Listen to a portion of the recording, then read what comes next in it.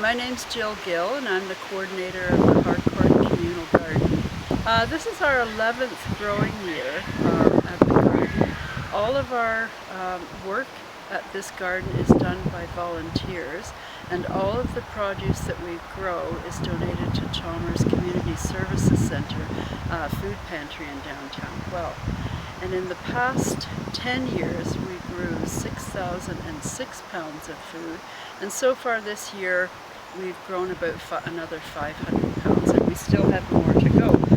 Right at my favorite part of the project that I was able to complete with the Urban Agriculture grant, and that is to install some cattle panels to make vertical growing trellises. And this has really helped us to grow our tomatoes more easily and also healthier from what I can tell.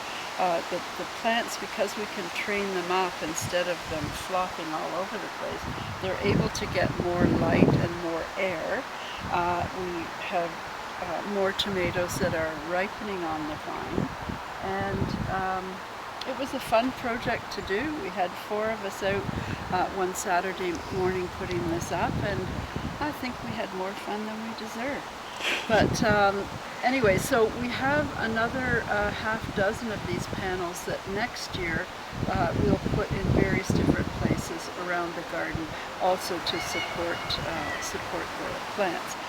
The other thing that the vertical growing is good for is helping the volunteers to do weeding. It makes it much easier for them to weed, because most of our volunteers are seniors.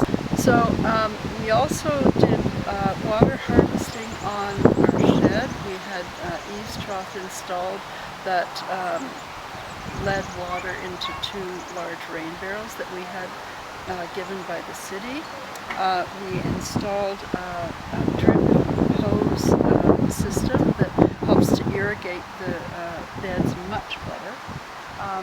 Our first project this year was to rebuild our 3 raised beds using hemlock wood. The beds were 10 years old and had started to deteriorate quite badly. In fact, it was a little bit of a safety issue, so they needed to be replaced in order for us to garden for this season. We also put up chicken wire around each of the beds, which was a great help to deter bunnies and groundhogs and various other things. I don't think it worked on the squirrels, but those other things, it was great. Yeah, that's all the projects that we started, and in actual fact there was just enough money in the budget to do that.